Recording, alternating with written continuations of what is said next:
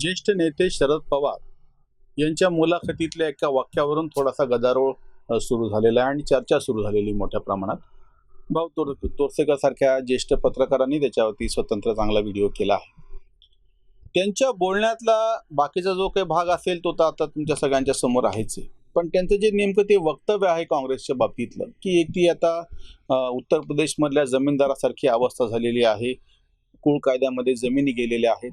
आणि जेव्हा आता त्याचं ते वाक्य लक्षात घ्या, याच्यासाठी आपण हा आवर्जून व्हिडिओ करतो आहोत, की जो जमीनदार आपल्या हवेलीतून जी पडलेली आहे, दुरुस्ती शक्य नाही असं त्यांचं वाक्य, ते पण एक बरोबर आहे. बाहेर पडून जेव्हा बघतो आजूबाजूची सगळी हिरवीगार शेतं, जी आता त्याची राहिलेली नाही, थोडीशी जमीन राहिलेली आहे आणि हे सगळं माझंच आहे असं तो समजतो, पण ते त्यांचं नाही. आता नेमकं ह्या ठिकाणी एक राजकीय स्टेटमेंट पवारांना करायचं आहे किंवा एकूण राजकीय परिस्थितीबाबत पवार काही भाष्य करू पाहत आहेत, त्याच्याकडे जरा आपल्याला लक्ष द्यावं लागेल. पहिली गोष्ट एक लक्षात घ्या, की भारतामध्ये पहिल्या निवडणुकीपासून 1952 पासून सतत जो कोणी सत्ताधारी पक्ष होता त्याला 35, 40, 45 पर्यंतच मतं भेटलेली आहेत. अगदी अपवाद 1984चा इंदिरा गांधींच्या हत्येनंतर एक सहानुभूतीची लाट आली होती आणि काँग्रेसला काहीतरी 48-49% पर्यंत मतं पडली होती. पण त्याआधी अगदी नेहरूंची कितीही लोकप्रियता होती. इंदिरा गांधींनी बांगलादेशचं युद्ध जिंकल्याच्या नंतर, काँग्रेस फोडल्याच्या नंतर त्यांच्या मागे प्रचंड प्रमाणात लोकांनी कसं पाठबळ होतं, हे सगळं जरी खरं असलं तरीही कुठल्याही सत्ताधारी पक्षाला 35, 40%, 45%च्या पुढे मतं भेटलेली नाही. सरासरी 40% आपण पकडून चालूयात. आता पवारांच्या त्या बोलण्यातला वाक्य तुम्ही अर्थ लक्षात घ्या. म्हणजे सत्ताधाऱ्याच्या विरोधातली जी राजकीय जागा असते ती व्यापण्याची एक नेहमीच व्यूहरचना हे विरोधी पक्षातले काही लोक करत आलेले आहेत. त्याच्यातलं सगळ्यात पहिलं ठळक उदाहरण आहे 1967 राम मनोहर लोहिया यांचं. संयुक्त विधायक दलाचा जो प्रयोग त्यांनी केला होता आणि त्याच्यामधून काँग्रेसच्या विरोधामध्ये 9 राज्यांमध्ये त्यांनी वेगवेगळ्या पक्ष संघटनांना एकत्रित करून संयुक्त विधायक दल, संविध असं त्याला म्हणतात, त्याचा प्रयोग केला होता आणि तो काही प्रमाणामध्ये यशस्वी झाला होता. आणि एकदा कळलं असं होतं म्हणल्याच्या नंतर मग तसे प्रयोग होत गेले. तुम्हाला एकदा हे लक्षात आल्याच्या नंतर मग आता ते शरद पवारांच्या विधानाचा अर्थ त्या पार्श्वभूमीवरती उलगडता येतो. त्याच्यानंतर जयप्रकाश नारायण यांनी जी फार मोठी काय म्हणता येईल आंदोलन उभं केलं प्रस्थापितांच्या विरोधात आणि त्याचाच पुन्हा परिपाक म्हणजे मग आणीबाणी लागू झाली. त्याच्यातून जनता पक्ष तयार झाला आणि जनता पक्ष सत्तेवरती आला. म्हणजे पहिला प्रयोग लोहियांचा, त्याच्यानंतर जयप्रकाश नारायणच्या नेतृत्वाखाली, मी जयप्रकाश नारायण हेच नाव वापरतो जरी मोरारजी देसाई पंतप्रधान झालेले असले तरी. मग त्यांच्याची नंतरची जी काही आपसातले नेतृत्वाचे जे काही वाद होते ते सगळं आपण बाजूला ठेवूया. पण मुळात सत्ताधाऱ्याच्या विरोधामध्ये अशी मतं असतात, ती मतं एकत्रित करून विशिष्ट चातुर्यानं, राजकीय चातुर्यानं जर आपण नियोजन केलं तर सत्ता मिळवता येते. हे सूत्र लोहियापासून सुरू झालं.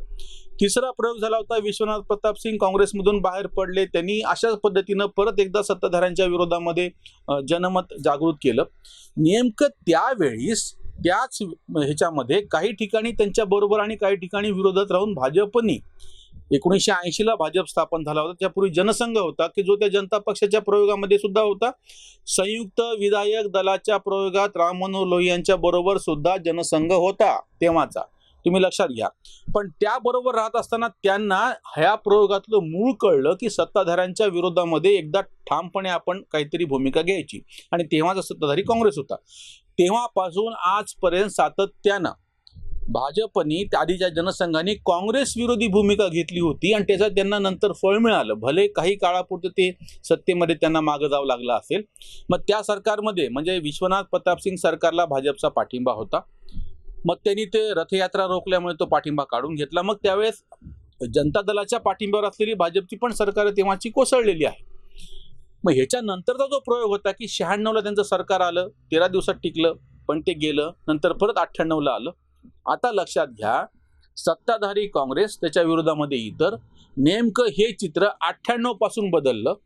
म्हणजे खरं तर 89 पासूनच म्हणायला पाहिजे की भाजप एकीकडे आणि बाकीचे एकीकडे. आता हे बाकीचे एकीकडे म्हणत असताना इथे शरद पवार सारख्यांची गोची झालेली आहे.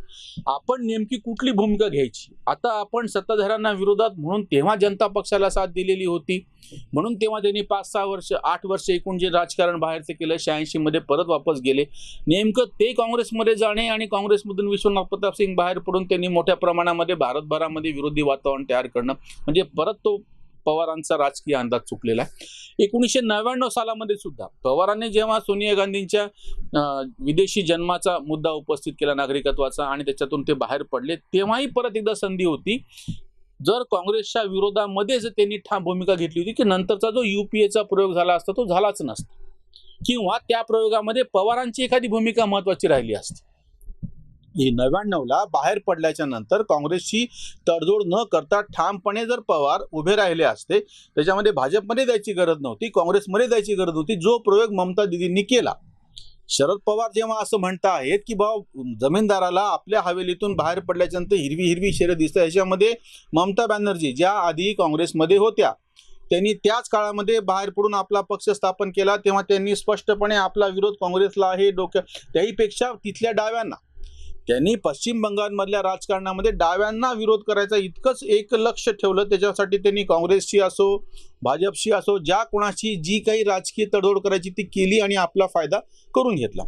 पवारांची अडचण तेव्हापासून सातत्यानं अशी राहिलेली की कोणाला विरोध करायचा आणि कोणाला पाठिंबा द्यायचा ह्याच्या बाबतीमध्ये नेहमी गल्लत होत राहिलेली आहे. या सातत्याचा तोटा असा होतो की तुम्ही कायमस्वरूपी एक बाजू लावून धरणार असाल तर एक विशिष्ट मत तुमच्याकडे येतात. ह्याच्या नेमकं उलट तुम्ही जर सातत्यानं सत्तेसाठी जर तडजोडी करणार असाल तर तुमचं म्हणून काही एक काय म्हणता येईल मतदार असं तयार होत नाही. भाजपला फायदा झाला, त्यांची सत्ता आली गेली, नंतर परत 2004 ते 14 भाजपच्या विरोधामध्ये सगळे होते. ह्याचा उलटा फायदा असा झाला की जेव्हा आली तेव्हा सत्ता स्वतःच्या जीवावरती आली. ममता दिदींनी सुद्धा ह्याच पद्धतीनं संघर्ष केला डाव्यांच्या विरोधामध्ये. तेव्हा 11ला जेव्हा त्यांची सत्ता आली स्वतःच्या जीवावर आली. 11 असो, त्याच्यानंतरच्या 16ची असो, आता 21ची असो, सलग 3 निवडणुका ममता दिदींनी पश्चिम बंगालमध्ये जिंकून दाखवलेल्या आहे. पवारांच्या आताच्या विधानाची अडचण ती होती की जेव्हा पवार काँग्रेसच्या त्या पडक्या हवेलीबद्दल बोलत आहेत, ती हवेली बाकीच्यांनी दुरुस्ती करून घेतली त्यांच्यापुरती. म्हणजे तुम्ही एखाद्या जमीनदाराकडं सालदार म्हणून गडी म्हणून काम करत होता, कुळ कायद्यामध्ये त्याची जमीन गेली आणि जे कसणारे होते म्हणून ममता दिदींनी पश्चिम बंगालची जमीन घेऊन टाकली स्वतःच्या नावानं. कुळ कायद्यामध्ये जगन रेड्डींनी आंध्र प्रदेशची घेऊन टाकली. महाराष्ट्रामध्ये तुम्हाला ही संधी होती. महाराष्ट्राची काँग्रेसची जमीन ही पूर्णपणे तुमच्या ताब्यामध्ये येऊ शकत होती. ती तुम्ही तसा 99ला प्रयत्न केला, पण परत तुम्ही मालकाशी तडजोड केली.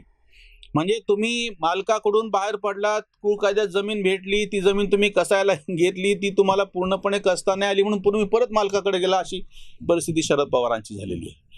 दुसरी गोष्ट शरद पवारांच्या विधानाची नीट समजून घेतली पाहिजे की सत्ताधाऱ्याच्या विरोधात जे मी आधीपासून म्हणजे एक सूत्र तुम्हाला सांगतो आहे की राम मनोहर लोहिया, त्याच्यानंतर जयप्रकाश नारायण, विश्वनाथ प्रताप सिंग आणि नंतर भाजपला पण त्याच आता झालं उलट. काँग्रेसच्या विरोधात इतर, आता भाजपच्या विरोधामध्ये इतर. ह्याचे 2-3 मॉडेल आहे. म्हणजे अरविंद केजरीवाल यांनी दिल्लीमध्ये आपल्या पातळीवरती एक मॉडेल सिद्ध करून दाखवलं की त्या अण्णाच्या आंदोलनामधून फार मोठ्या प्रमाणात जनतेचा पाठिंबाने घेऊन आणि जनतेने त्यांच्यावरती विधानसभेपुरता विश्वास दाखवला, लोकसभेपुरता नाही. याच पद्धतीने ममता बॅनर्जींनी आक्रस्ताळ एक जे स्वतःचं मॉडेल उभं केलं, डाव्यांना अंगावर घेत स्वतःची जागा सिद्ध केली. या दोघांच्या पेक्षा वेगळं नवीन पटनायक यांनी त्यांच्या वडिलांपासून विरोधातल्या राजकारणाची एक जी चौकट होती ती त्यांनी स्वीकारली. शांतपणे गेले 5 निवडणुका ओडिसामध्ये जिंकून दाखवल्या. जगनमोहन रेड्डीचं एक होतं की त्यांनी फार मोठ्या प्रमाणात अगदी गावोगाव यात्रा काढल्या, लोकांना भेटले, ग्रामपंचायत पातळीवरती जाऊन भेटलं, म्हणजे खूप मोठ्या प्रमाणात प्रचार केला. 2 ते 3 वर्षे मेहनत घेतली आणि त्यांनी त्यांचं एक मॉडेल सिद्ध केलं. टी.एस. चंद्रशेखरराव तेही मूळचे काँग्रेसचेच. त्यांनी सुद्धा वेगळ्या तेलंगणाची अस्मिता, त्यासाठी फार मोठ्या प्रमाणामध्ये त्यांनी त्याची किंमत मोडली आणि त्यांचं एक मॉडेल सिद्ध झालं. त्याच्यानंतर तमिळनाडूच्या राजकारणामध्ये DMK, करुणानिधीचं सगळं वलय ते त्यांच्या मृत्यूच्या नंतर सुद्धा प्रस्थापितांच्या विरोधामध्ये त्याचा फायदा करून घेऊन त्या पद्धतीने MK स्टॅलिन यांनी सुद्धा त्या ठिकाणी मॉडेल दाखवलं आणि शेवटचं मॉडेल केरळमधलं आहे.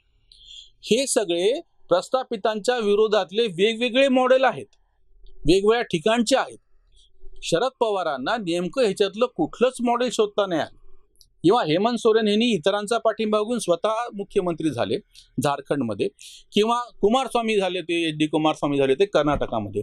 महाराष्ट्रामध्ये पवारांना राष्ट्रवादीचा मुख्यमंत्री नाही करता आला. म्हणजे तुम्हाला हे सत्तेचे वेगवेगळे मॉडेल, एक तर स्वतःच्या जीवावर सत्ता मिळवणे, किंवा हे भाजपच्या विरोधातले म्हणतो मी, म्हणजे भाजपशी संबंधित असलेले पक्ष वेगळे, नितीश कुमारचं नाव त्याच्यामुळे मी घेत नाही, पण बाकीच्या सगळ्यांनी वेगवेगळ्या पद्धतीनं किंवा नितीश कुमारांनी सुद्धा 2015 मध्ये लालू प्रसाद बरोबर युती करून सत्ता मिळवली आणि तरीही मुख्यमंत्रीपद स्वतःकडे ठेवलं होतं. पवारांनी कधीही राष्ट्रवादीला मुख्यमंत्रीपद मिळवून दिलं नाही किंवा त्यांना मिळवून देता आलं नाही. त्याच्यामुळे पवारांच्या विधानामध्ये जो अर्थ निघतो आहे, प्रस्थापितांच्या विरोधामधली जी जागा असते, मुख्य पक्षाच्या विरोधातली ती बळकावण्याच्या बाबतीमधली जी रणनीती आखायला पाहिजे, जे सगळं हिरवगार शेत दिसतं आहे ते जसं त्या जमीनदाराचं नाही आहे, कुळांकडे गेलेलं आहे, त्याच पद्धतीनं पवारांचं सुद्धा दुखणं हे आहे की त्यांना सुद्धा ती जागा व्याप्त आलेली नाहीये. भाजपच्या विरोधातली एकेकाळी होती की काँग्रेसच्या विरोधातली जागा महाराष्ट्रातली जी तुमच्यासाठी उपलब्ध होती ती तुम्हाला व्याप्त नाही आली. आता भाजपच्या विरोधामध्ये एक जागा तयार झालेली आहे देशभरामध्ये, महाराष्ट्रामध्ये तर आहेच आणि तीही तुम्हाला व्याप्ता येत नाही, ही त्याच्यामधली अडचण आहे. पवारांच्या या विधानावरची ही उसंत वाणी की ते काँग्रेस ही पडकी हवेली आहे आणि काँग्रेसमधून जे दूर गेले त्यांनी त्यांचे स्वतःचे कसे फायदे करून घेतले, त्यांची शेतं कशी हिरवी आहेत. उसंत वाणी. काँग्रेसची झाली पडकी हवेली, दुरुस्त ना केली सांप्रतला. बेरकीपणाने काका करी हल्ला, राज्य सत्ता गल्ला सांभाळून. जमिनीचे होते सालदार मूळ, लावूनिया कुळ केला खेळ. युपीए मधून करतात काढी, तिसरी आघाडी जोडाजोडी. ममता जगन हेही होते गडी, मालकाला तडी दिली त्यांनी. मालकाचे पोर बुद्धीने भुसकट, गड्यांनी इस्कोट चोख केला. कांतसूत्र जाता मूळ वंशा हाती, पक्षवा संपत्ती वाटी लागे, पक्षवा संपत्ती वाटी लागे. एक जो मुद्दा पवारांच्या बोलण्यामध्ये आलेला आहे आणि तोही खरंच महत्वाचा आहे की काँग्रेसचं नेतृत्व हे सक्षम नाही. राहुल गांधीच्या नेतृत्वावर त्यांनी अप्रत्यक्षपणे प्रश्न उपस्थित केला आणि हा सगळ्यांनीच केलेला आहे आणि हे वारंवार सिद्ध झालेलं आहे.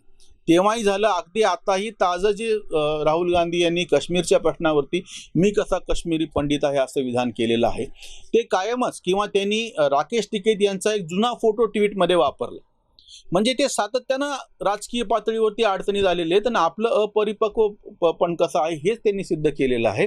त्याच्यामुळे काँग्रेसची जी ही हवेली पडकी आहे, जमीन गेलेली आहे आणि हा जो जमीनदाराचा पोरगा आहे तो त्याचं नेतृत्व मत करण्याची त्याच्यामध्ये क्षमता नाही, हे पण त्याच्यामध्ये सूचित केलेलं आहे. म्हणजे या सगळ्याच अर्थाने काँग्रेसची हवेली वेगवेगळ्या पातळीवरती ही आता पडायला झालेली आहे.